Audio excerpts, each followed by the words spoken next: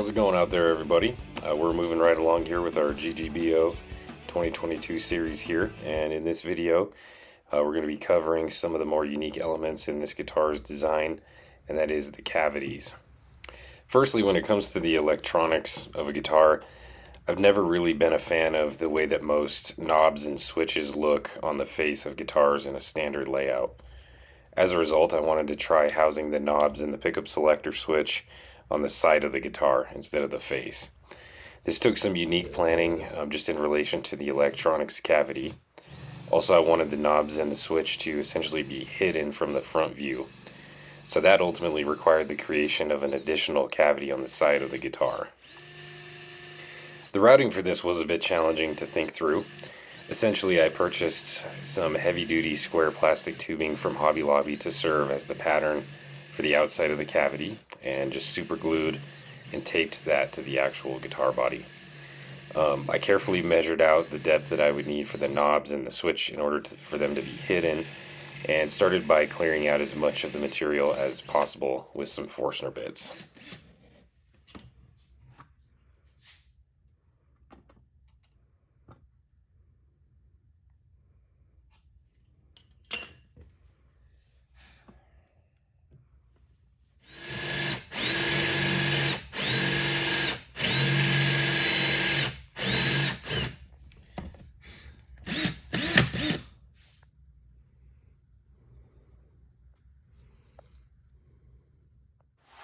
Once I had the majority of the material removed, I used the router very carefully and very slowly to route out the cavity.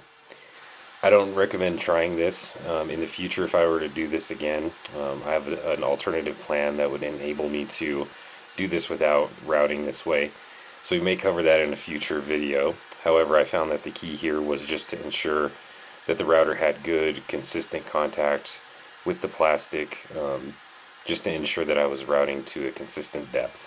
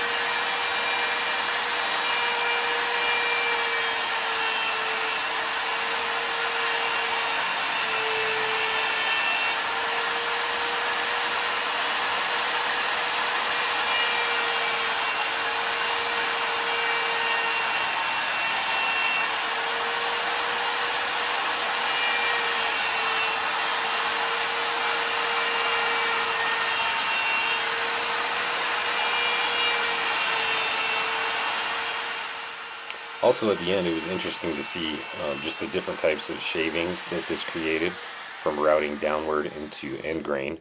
Definitely different than routing face grain or edge grain.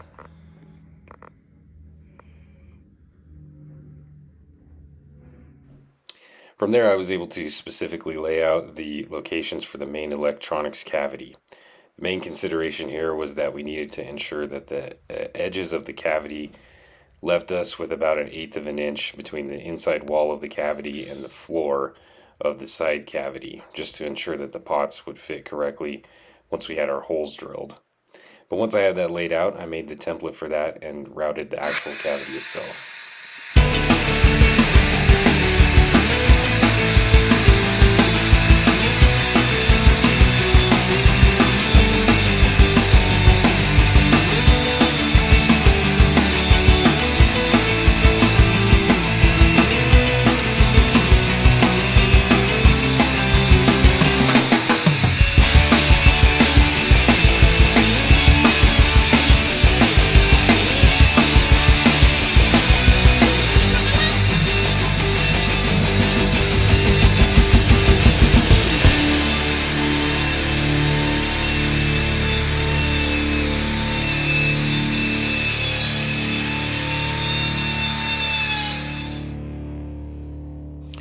Since the body is made out of Purple Heart, it was very heavy.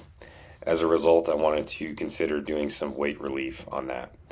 So the plan that I came up with was to essentially have one singular pickup cover made of wood itself that would house my two pickups. So this enabled me to remove a large portion of the center of the body and then replace it with a different wood. And so for that I ultimately chose walnut. So this drastically reduced the weight of the body, which was really good. In terms of the design concept, I routed out the shape of the pickup cover and then made another template with the same shape but a 1/4 of an inch smaller. So that enabled me to route a lip inside the cavity where the pickup cover would actually sit. And then from the back view, that same lip serves as the stop for the cavity cover of the back of the guitar, which you'll see in a later video.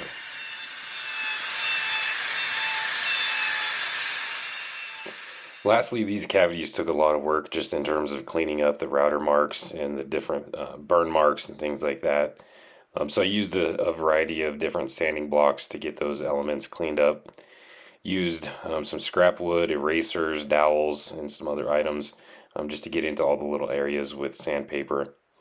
At this stage, the body's almost completed, so we're clipping right along just in terms of the progress of the build. So I'm excited for you guys to see the finished product shortly. As always, if you like this video, I would ask that you consider liking and subscribing. But until next time, hope you guys take it easy.